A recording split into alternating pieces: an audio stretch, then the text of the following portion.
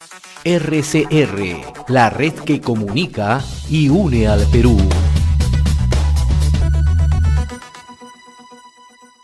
A esta hora nos complace presentar a la autora Paola Bustamante. Ella es directora de Evidencia Consultores, en su momento ha sido ministra de Desarrollo e Inclusión Social. Qué gusto saludar a la autora Bustamante, muy amable como siempre.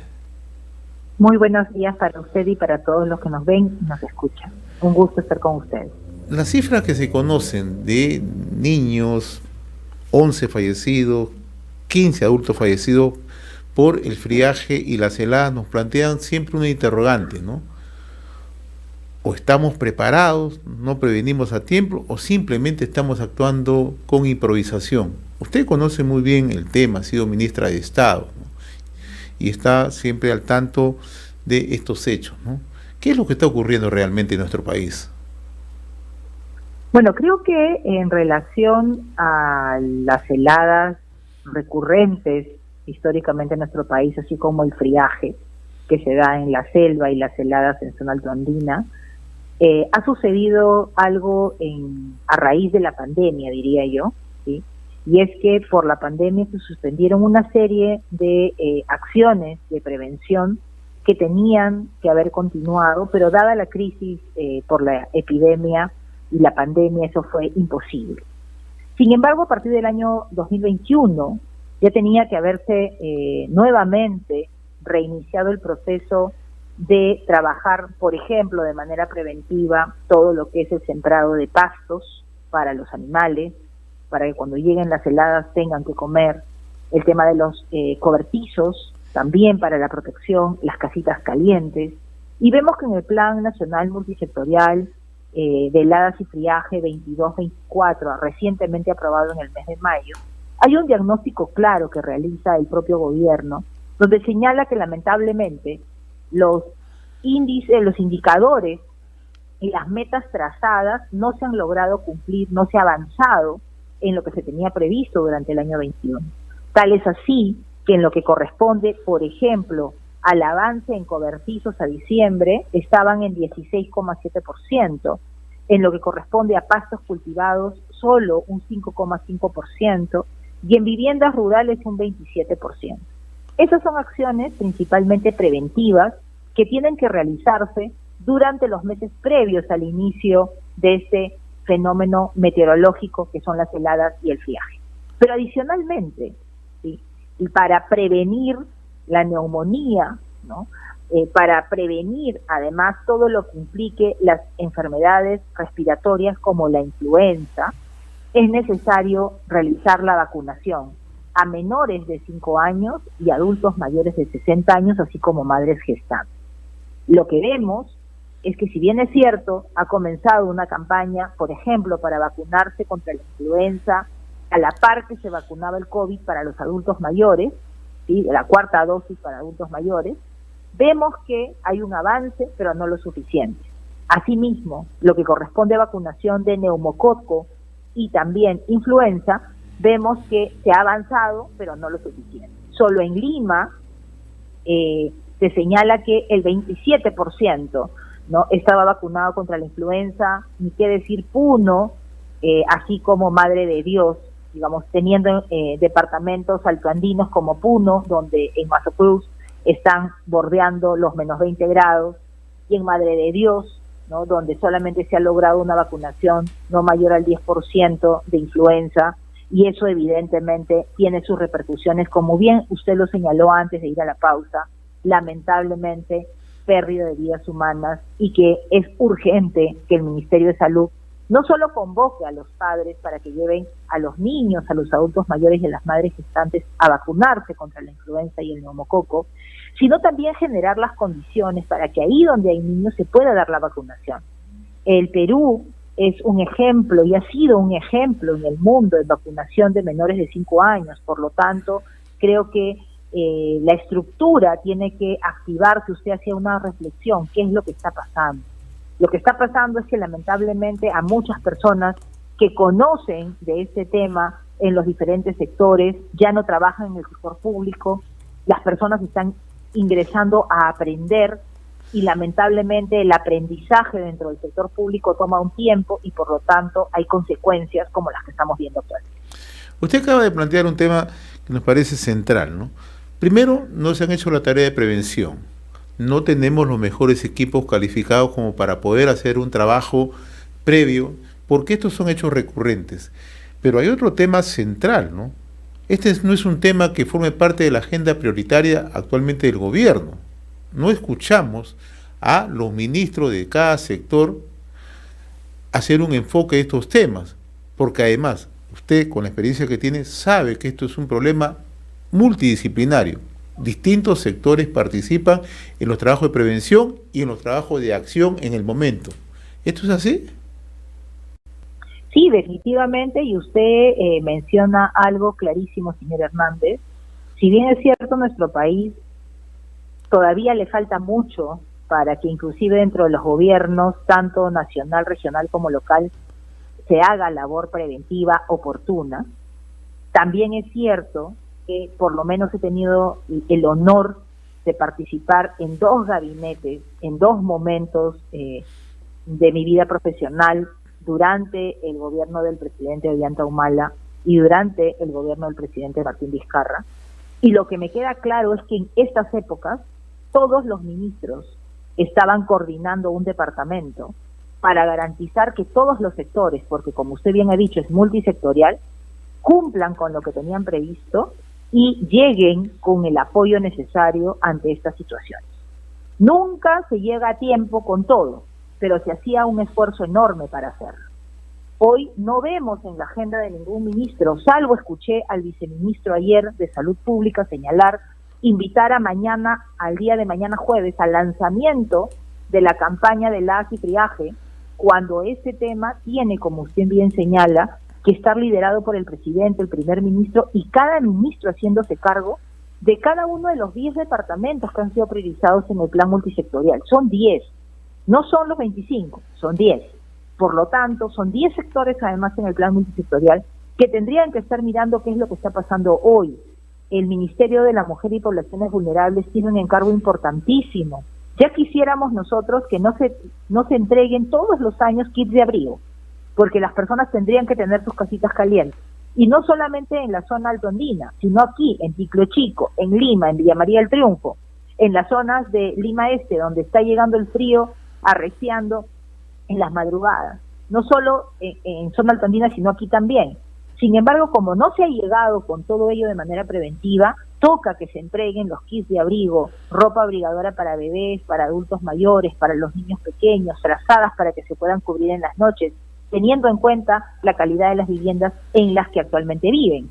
Por lo tanto, es urgente el liderazgo desde el gobierno, la presidencia del Consejo de Ministros a través del Viceministerio de Gobernanza Territorial tiene esta responsabilidad de liderazgo y esperamos que efectivamente estos temas se comiencen ya a priorizar en la agenda.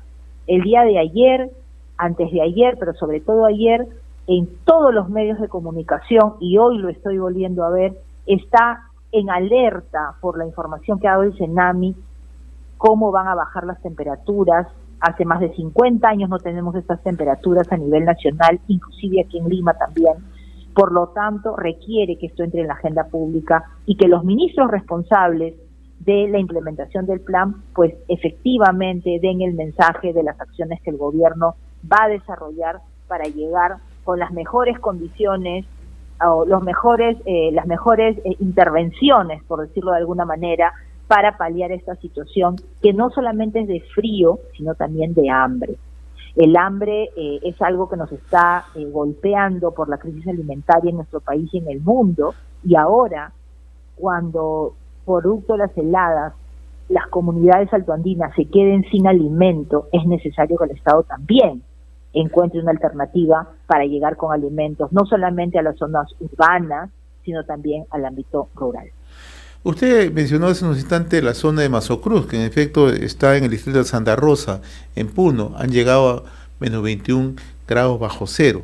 Y además, el Servicio Nacional de Meteorología y Hidrología, CENAMI, advirtió todas estas proyecciones, toda esta perspectiva, todos estos pronósticos a inicios del año. Nosotros conversamos permanentemente con los técnicos, con los funcionarios de CENAMI, tanto los pronósticos para el norte, para la zona central, como para la Sierra Sur. No se ha podido tomar en consideración toda esta data, todas estas investigaciones, todos estos pronósticos para hacer la labor de intervención. Usted también ha mencionado el caso de las casitas calientes, un proyecto exitoso. ¿Por qué no funcionan? ¿Por qué no se actuó a tiempo, no? Porque aquí hay responsabilidades, más allá de los lamentos que pueden haber de lo doloroso que significa ver que hermanos, niños, niñas se fallezcan producto de las heladas de friaje. Aquí hay responsables, se está jugando con la vida humana. Bueno, yo creo que está claro en el Plan Nacional Multisectorial que hay 10 sectores responsables de implementar oportunamente, ¿sí? En el caso de Casitas Calientes, quien tiene la responsabilidad es el Ministerio de Vivienda, sí, y será el ministro de Vivienda quien tenga que dar explicaciones de por qué no se han cumplido las metas previstas de prevención. Sin embargo, también creo que es importante alertar que para el próximo año, y para no estar así, porque esta labor de prevención y atención es continua, y por lo tanto el plan multisectorial señala que tiene una asignación de más de 520 millones, si no me equivoco 524 millones para los 3 años. La primera pregunta es, ¿los sectores tienen el recurso para seguir operando o ya no tienen recursos? En segundo lugar y segunda pregunta, ¿ya se tienen garantizados los recursos del próximo año? Porque si no se tienen garantizados los recursos de este y el próximo año, vamos a tener nuevamente el fenómeno meteorológico encima sin prevención. Entonces, la lección para este gobierno es que no lo tuvieron en la agenda. Usted bien ha señalado, señor Hernández, esto lo sabemos hace meses. El CENAMI viene reportando la información. El Centro Nacional de Epidemiología del MINSA, el CDC, viene reportando semanalmente cómo vamos avanzando en términos de episodios y defunciones de neumonía a nivel nacional y en el marco del plan de heladas y friaje.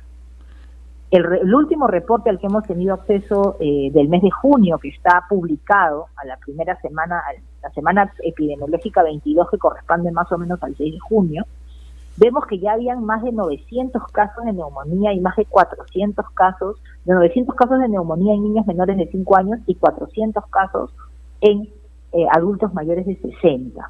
Por lo tanto, datos existen, alertas existen. Lo que corresponde es que asuman la responsabilidad y nuevamente, si durante los consejos de ministros vemos cuando deciden dar conferencias de prensa e informar, son 1 o 2 temas que se tocan y no se tocan otros temas adicionales. Es como que primero la población y los medios de comunicación ponen los temas y advierten, y después el gobierno, después de un tiempo, reacciona.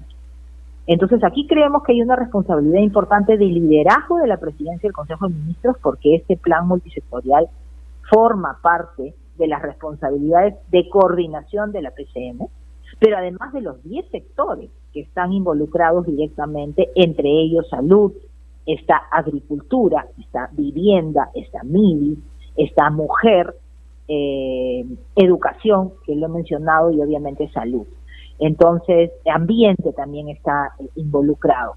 Agricultura, vivienda, salud son fundamentales, e incluido el Ministerio de Economía y Finanzas, que es el que evidentemente genera y abastece de recursos para que se pueda canalizar las actividades preventivas, pero sobre todo recursos de manera oportuna. Si los recursos van a llegar recién en marzo del próximo año, entonces tampoco va a haber prevención. La prevención se hace este año, apenas acabe el fenómeno meteorológico más o menos en septiembre, debería iniciar las acciones preventivas. En este momento están avanzando, no digo que no, vivienda está avanzando y todos los sectores están avanzando, pero se necesita rápidamente tener una respuesta, sobre todo en el marco de la crisis alimentaria que existe. Mencionaba que las familias se quedan sin comer por heladas y por lo tanto el gobierno tiene que responder rápidamente. Y ahí hay un tema que usted también plantea y que no se está atendiendo, ¿no? La seguridad alimentaria, ¿no? Estamos en medio de una crisis mundial, se está advirtiendo, ¿no? Pero adicionalmente a nosotros nos toca otro problema, heladas, friaje, y en zonas altoandinas la economía es de subsistencia, ¿no? Nada se está haciendo, ni siquiera para pensar que se puede entregar bonos, se pueden entregar alimentos. No escuchamos ninguna voz sobre ese tema, ¿no? A ver, uno de los, y creo que esto es bien importante lo que usted señala, señor Hernández, porque lo que estamos reflexionando no es que estemos en contra del gobierno, ¿verdad? Claro. Lo que estamos reflexionando es que hay una situación real de necesidad de la población a nivel nacional E inercia del gobierno. porque estamos, y la inercia del gobierno que no reacciona. El día domingo, el ministro de Economía y Finanzas señaló que el gobierno ha decidido otorgar un nuevo bono alimentario. Señaló que aproximadamente en 2 semanas se tendría identificada la focalización de este nuevo bono alimentario. Y la preocupación que personalmente transmito es que si tomamos como base el ejemplo del bono Yanapay, que el gobierno lanzó en septiembre del año pasado, y que tenía previsto como bono alimentario llegar a 13 millones de peruanos, lo que vemos que es el bono Yanapay llegó rápidamente a los programas sociales, Juntos Pensión 65 y Contigo, porque ya tienen los canales de entrega de las transferencias listas, solamente hay que inyectar los recursos y transferir.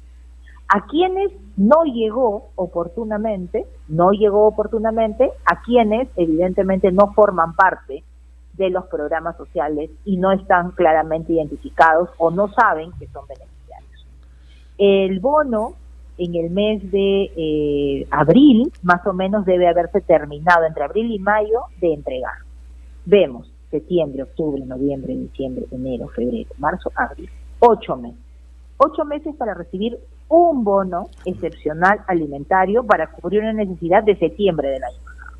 Entonces la pregunta es, el gobierno no está analizando que volver a repetir una situación como el bono Yanapay no va a solucionar el problema de comida de hoy. Entonces ahí lo que nosotros venimos proponiendo ante el tema planteado por el ministro de Economía es que no se entregue un bono alimentario tipo el bono Yanapay, sino más bien que se inyecten esos recursos ahí a los programas donde ya están funcionando y se sabe que la población pobre y pobre extrema y vulnerable está focalizada. Programas como Juntos, Pensión 65 y Contigo, en primer lugar. En segundo lugar, una alternativa importante sería llegar a través de entrega de canastas de alimentos a los hogares a través del programa Jaliwarma, de manera absolutamente excepcional. Son 4.2 millones de niños que van a la escuela pública, inicial, primaria y en algunos casos secundaria, ¿sí? 4.2 millones de niños que pertenecen a hogares cuyos padres han decidido que estudien en colegio del Estado, ¿sí? Probablemente por su situación socioeconómica, pero también por su situación de vulnerabilidad. Por lo tanto, ahí hay de alguna manera una llegada directa a los hogares que requieren apoyo. Este apoyo ya está canalizado desde Jaliwarma por alimentación escolar con una logística y contratos para compra de alimentos que están listos, que ya se vienen implementando. Y por lo tanto, inyectarle a Jaliwarma para que en vez de entregar solamente los alimentos para los niños, tanto desayunos y almuerzos, entregar canastas a los hogares por un periodo de 2 o 3 meses, teniendo en cuenta la situación urgente que tenemos. Y en tercer lugar, y esto va principalmente para ámbito rural, son los comedores y las ollas comunes, que también atienden a población más urbana, definitivamente, pero están a nivel nacional, que son aproximadamente 14.000 comedores a nivel nacional y aproximadamente 3.000 ollas comunes a nivel nacional. Por lo tanto, se estaría llegando también a una población importante. 1.3 millones con programas sociales, 1.3 millones más o menos con comedores y ollas comunes y 4.2 millones de niños, y digamos que son 3.8 o 3.5 millones de hogares, aproximadamente son de 5 a 6 millones o un poco más de hogares a los que se podría estar llegando con una acción inmediata del gobierno. Sin embargo, se está eligiendo nuevamente un bono que todavía no se tiene claro, que recién se está viendo la focalización y que probablemente no llegue evidentemente de manera oportuna ahora que se necesita por la crisis alimentaria, por la crisis económica, por la inflación, pero además por las heladas y el friaje en 10 departamentos de nuestro país. Doctora Paola Bustamante, directora de Evidencia Consultores, ex ministra de Desarrollo e Inclusión Social, ha sido grato conversar con usted como siempre. Le agradezco la gentileza de su parte, muy amable. RCR, la red que comunica y une al Perú.